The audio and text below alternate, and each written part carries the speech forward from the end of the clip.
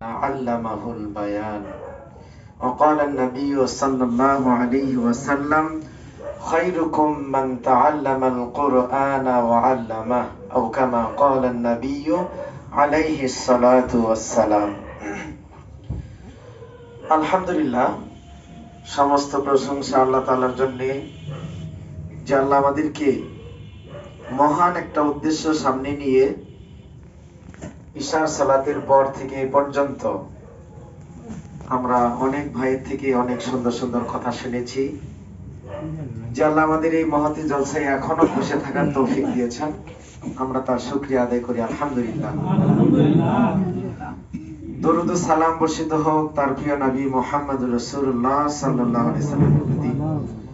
সম্মানিত হাজিরিন, যেহেতু দীর্ঘক্ষণ আলোচনা হয়েছে, আজকে শিক্ষার্থীরা ছাড়াও কিছু অতিথিবৃন্দ রয়েছেন, জ্ঞানী গুণী শিক্ষিত সমাজের অনেক সুশীল সমাজের মানুষ আছেন। আমি বৈঠকে বসে বুঝতে পেরেছি এখানে অনেক শিক্ষিত মানুষ, জ্ঞানী মানুষ আছেন। আরবি শিক্ষায় হলেই শুধু শিক্ষিত তা না, বৈষয়িক শিক্ষাও তারা অনেক ডিগ্রি অর্জন করা মানুষ এখানে আছেন। তো আমার যেহেতু কোরআন শিক্ষার বিষয়ে আজকে কথা, সেই বিষয়ে কথা বললে আমার দুইটা দিক ছিল, দুই বিষয়ে কথা বলার প্রয়োজন ছিল। একটা হচ্ছে কোরআন তেলাওয়াতের শুদ্ধতার বিষয়ে যে জরুরি বিষয়গুলো আছে, এটা একটা দিক। আরেকটা হচ্ছে কোরআন তেলাওয়াতের ফজিলত, কোরআন তেলাওয়াতের গুরুত্ব, কোরআন মাজিদ কি, এই দুইটা বিষয়। তো ক্লাস শুরু হোক, তেলাওয়াতের শুদ্ধতা বিশুদ্ধতা নিয়ে, নিয়ম কারণ নিয়ে কথা হয়তো পরে বলা যাবে আল্লাহ তৌফিক দিলে। তো আমরা যে কোরআন শিখতে চাচ্ছি এবং যারা উদ্যোগ গ্রহণ করেছেন এই বিষয়ে, আমি তাদের ধন্যবাদ জানাই। তো এই বিষয়ে আমি কিছু কথা বলবো যে আসলে কোরআনটা কি, আমরা কি শিখতে চাচ্ছি, যারা এটা শিখি নাই তারা আমরা কি থেকে বঞ্চিত হয়ে আছি এবং কত নিচে অবস্থান আমাদের, আর যারা এটা জানে মানে বুঝে তাদের অবস্থান কত উঁচু মাকামে আল্লাহ তাআলা রেখেছেন। প্রথমে যদি এভাবে বলি যে কোরআন কি, আল্লাহ তাআলা কি বলছেন? যালিকাল কিতাবু লা রাইবা ফি। এটা এমন এক কিতাব, এমন এক গ্রন্থ, এমন এক বই, এমন এক পাণ্ডুলিপি যার মধ্যে কোনো সন্দেহ নাই। পৃথিবীর এমন কোন লেখক, এমন কোন সাহিত্যিক, কবি, দার্শনিক তার রচনা করা বইতে শুরুর লাইনে এ কথা বলতে পারেন না যে আমার বইতে কোনো সন্দেহ নেই। কি বলেন? আমি আমার সাধ্য অনুযায়ী চেষ্টা করে একটা লেখনী আপনাদের সামনে পেশ করলাম, এটা পাঠে আপনারা উপকৃত হবেন বলে আমি আশাবাদী। তবে আরজি হলো এটা পড়ার পরে কোনো ভুল ত্রুটি পাওয়া গেলে আমাকে জানাবেন, পরবর্তীতে সংশোধন করব। সবাই এই কথা বলে ইল্লা মাশাআল্লাহ, কেবলমাত্র আল্লাহ ছাড়া। আল্লাহ একটা লেখনী এমন লেখা লিখেছেন, এমন বাণী তিনি আমাদের জন্য প্রণয়ন করেছেন, শুরুতেই তিনি গ্যারান্টি দিলেন, চ্যালেঞ্জ ছড়ে দিলেন, এর মধ্যে কোনো সন্দেহ নেই। বলুন আলহামদুলিল্লাহ। তাহলে সন্দেহ মুক্ত, নির্ভুল, ত্রুটি মুক্ত একটা কিতাব শিক্ষা করার জন্য আমরা উদ্যোগ গ্রহণ করেছি। এরপরে এই কোরআন সম্পর্কে আল্লাহ তাআলা এক জায়গায় বলেছেন, ইন্নাল কুরআনা ইয়াহদি লিল্লাতী হিয়া আকওয়াম।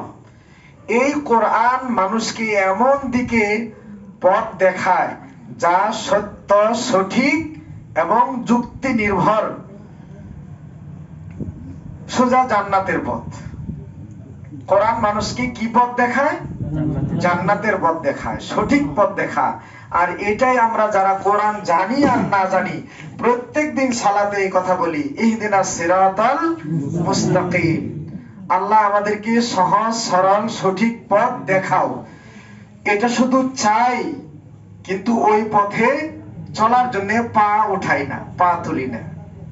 এই যে এখানে ধরেন আমি পিপাসার্ত, আমি বললাম আমাকে এক গ্লাস পানি খাওয়ান। কেউ একজন গিয়ে এক গ্লাস পানি এনে আমার সামনে ধরলেন। উনি এই যে ধরে আছে, পানিটা আমি গ্লাস ধরিও না, পান করিও না, তৃষ্ণা মিটবে কি? আমি কিন্তু একটা আরজি পেশ করেছি, আমি পিপাসার্ত, আমাকে পানি দেন। আপনারা আমার কথা শুনলেন, পানি আনলেন, পানি সামনে দিলেন, আমি নিজে পান করলাম না, তৃষ্ণা মিটবে না। তো এই কথাটাই কিন্তু আমি হয়তো জানি না দৈনিক কতবার বলি জানেন? কেউ যদি সুন্নাত নফল বেতের নাও পড়েন, শুধু 5 ওয়াক্ত ফরজ নামাজ যদি পড়েন, কত রাকাত হবে? 17 রাকাতে। প্রত্যেক রাকাতে সূরা ফাতিহা আছে না নাই? তাহলে প্রত্যেক দিন একজন মানুষ 5 ওয়াক্ত ফরজ নামাজ পড়লে একেবারে কান ধরে আল্লাহর সামনে দাঁড়ায় বলে, আল্লাহ তুমি আমাকে সরল পথ দেখাও, মানে ইহদিনাস সিরাতাল মুস্তাকিম। আপনি চাইতেছেন আল্লাহ আমাকে সহজ সরল পথ দেখাও। এখন আল্লাহ তাআলা বলতেছেন এইভাবে, আমরা তো এটা মূল্যায়ন করি না। এই যে তোমার সহজ সরল পথ ধরো, এটা শিখো, পড়ো, বুঝো, এই অনুযায়ী চলো, এটাই সহজ সরল পথ, এটাই জান্নাতের পথ। এটা যে আমরা কেউ ধরি না।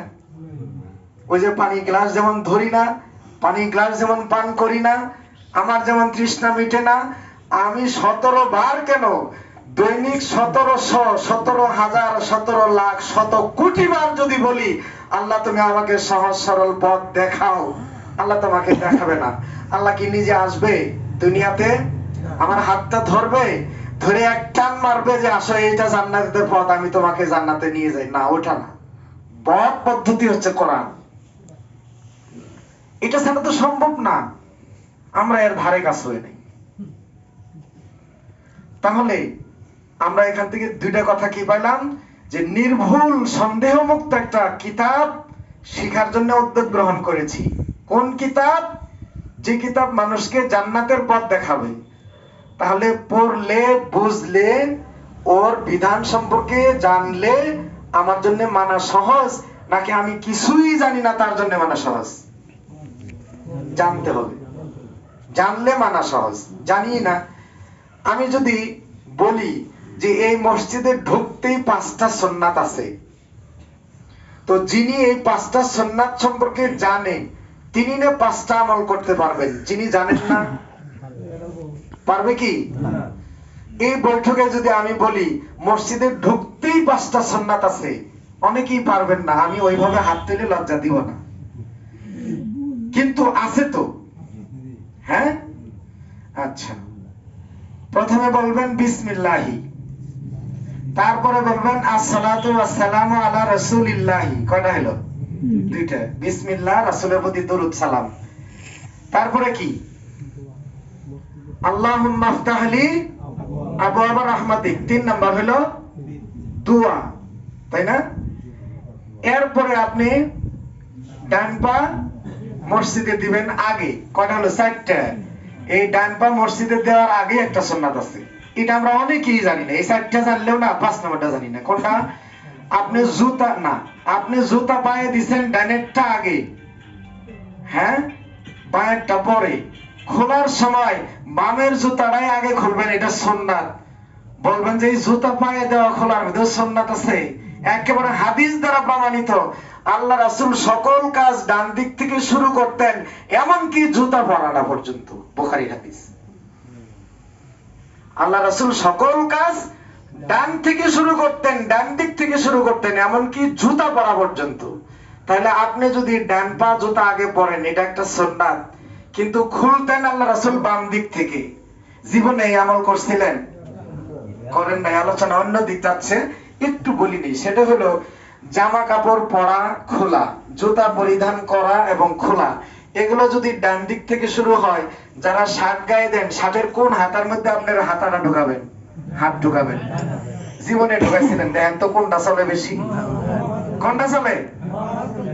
এমনকি আপনি যে বামপন্থী পরিচয় দিতে চান নিজেকে, আপনি যে রাসূলের সুন্নাত বিপরীত আমল করেন, বাম হাত যে আগে ঢোকান, কি বলেন? কি বলেন? আচ্ছা, কথা বলিয়েন না, বুঝেন। আল্লাহ মনে থাকার তৌফিক দিবে আল্লাহ। শুনেন, আপনি যে সুন্নাহ পালন করেন না, সুন্নাহর বিপরীত চলেন, এটার প্রমাণ আপনি নিশানা টাঙ্গায় দেখান মানুষকে। কিভাবে জানেন? একেবারে বাড়ির থেকে শার্টের বাম হাতাটা ঢোকাইয়া এই কাঁধের উপরে ঝোলাই দিয়ে ডানেরটা ঢোকায় না, এই অবস্থায় বাজারের অর্ধেক ঘাটা যায়। তারপরে খানিক মনে হয় ডানেরটা তো দেই নাই, তারপরে ডানেরটা ঢোকা। তার মানে আপনি যতগুলো মানুষ দেখলো, কি দেখলো? যে আপনি সুন্নাহ মোতাবেক ডান দিক দিয়ে কাজ শুরু করেন নাই, আপনি যে বাম দিক দিয়ে শুরু করছেন তার প্রমাণ বাম হাতা শার্টে ঢোকাইছেন কেবল। কথা বোঝেন নাই? তো এইখানেও ঠিক তাই ওই সুন্নাহ আছে, আপনি বাম পায়ের জুতা আগে খুলবেন, তেন পা তো খালি হলো বামটা, মসজিদে দেওয়া লাগবে তো আগে কোনটা? তার মানে কি আপনি দরজাতেই দোনো পায়ে জুতা খুলবেন, তারপরে আপনি বামের জুতা খুলবেন, ডানের জুতা খুলবেন পরে, এখন ডান পা আগে দিবেন। এই হলো 5টা সুন্নাত শুধু মসজিদে ঢুকতেই। যে জানে না সে কি পারবে? পারবে না।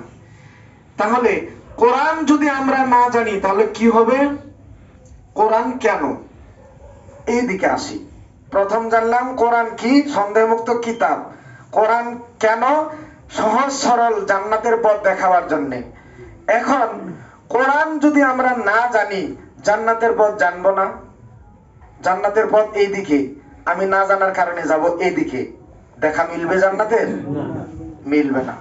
কোরআন হচ্ছে আল্লাহকে মানার জন্য, আল্লাহর ইবাদত করার জন্য।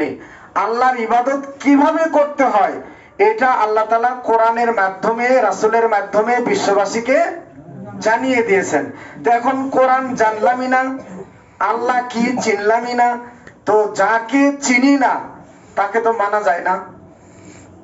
যে যাকে যেমন ভাবে চিনে সে তাকে তেমন ভাবে মূল্যায়ন করতে জানে। যেমন এখানে 2জন পুলিশ ভাই আছেন, তারা আজকে আমাদের মতো সাধারণ